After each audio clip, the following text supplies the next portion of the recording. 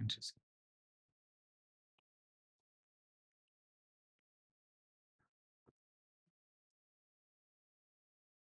Simplify деген қысқарту керек. Бізге керекті формула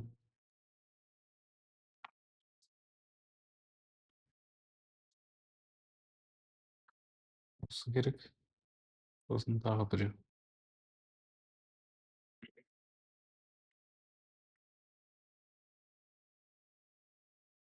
Осы керек. Екі формула керек. Біріншісінде мен қосамын бірінші мен үшіншін. Әр есепте әртүрлі. Кей кезде 1 мен 2-ні қосуға болады, немесе 2 мен 3-ті.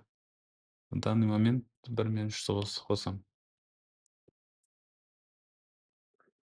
Басқаша қосса шықпай қалады. Сондықтан тура угадать еткенде каждыйын қосып көреміз ғой. Так, синус 3х, оны қосу керек. Синус 7х. Тең.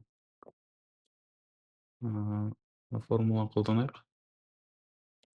Формулада 2 көбейту синус а плюс б дегеніміз 3х қосу 7х бөлінген 2. Көбейтілген косинус 3х минус 7х бөлінген 2. Тең 2 көбейту синус 3-ке 7 қосақ 10, 10-ды 2 бөлсек 5х. Көбейту косинус 3-тен 7 азайтсақ минус 4х. Минус 4х бөлінген 2 минус 2х болады сонда.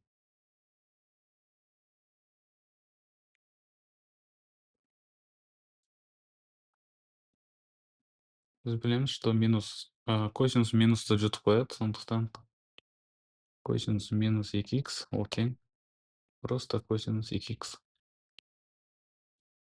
Косинус мына минусты жұтып қояды. Дәлелдеуін ана квадрант арқылы білеміз. Косинус минус 2х дегеніміз ол 0 4-ші квадрант болады. 0 минус 2х 4-ші квадрантта косинус 1 х-ке тартылады, сондықтан плюс болып кетеді.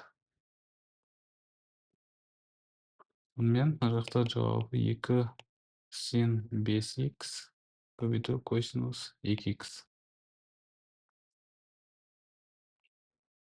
Енді осыған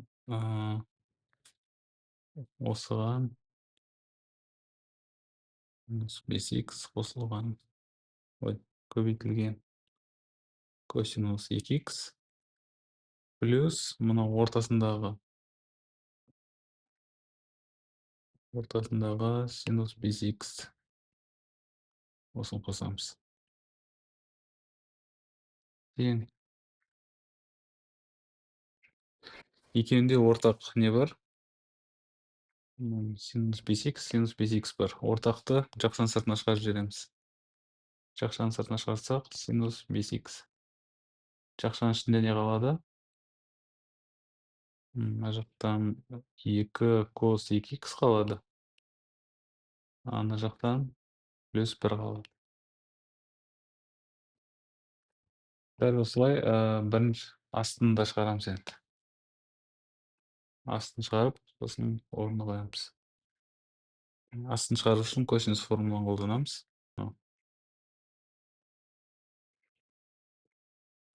Косинус 3х қосылған косинус 7х. Тоже мен мынаны таңдадым. 1 менен 3-ті таңдадым, екеуін қосып.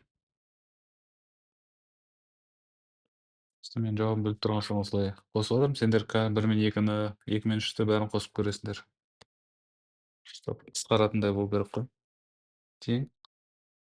Формулаға салсақ, 2 көбейтілген косинус а плюс б дегеніміз 3x плюс 7x бөлінген 2 көбейту формула бойынша косинус а минус b 3x минус 7x бөлінген 2 тең 2 косинус 10x 2-ге бөлсек 5x көбейту косинус 3-тен 7 азайтсақ минус 4x 12-ге бөлсек минус 2x. Біз білеміз, что косинус минусты жұтып қояды. Сондықтан минусты жазбай қойсақ болады. 2 косинус 5x көбейту косинус 2x просто минус жазбаймыз. Өйткені бағана дәлелдеуін айттық. 0 минус 2x ол төртінші квадрант. Төртінші квадрантта гравитация x-ке тартылады. Ол жақта косинус плюске тең. Так, жазайық енді осыны ана жаққа. 2 кос 5x көбейту кос 2x қосамыз мына жақта центрындағы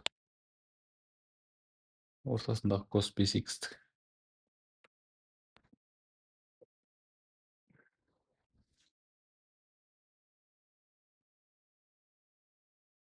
косинус 5x-ке қосамыз. Так, екеуінде общий не бар? Кос 5x бар. Ортақ көбейткішті жақшаның сыртына шығарамыз. Кос 5x-ті. Жақшаның ішінде не қалады? Мына жақта 2 қалды, потом кос 2x. Мына жақта плюс 1 қалды. Егер обратно көбейтетін болсақ, алдындағы сан шығады.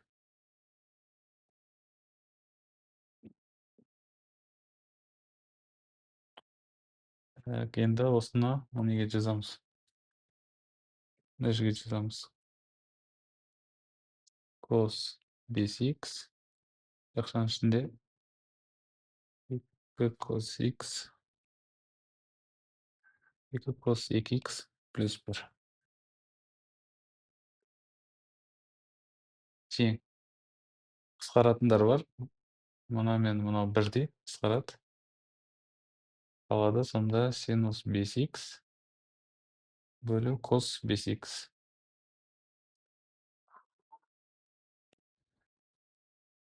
Синді косқа бөлсек, шығады тангенс 5x. Тангенс 5x жауабы болады.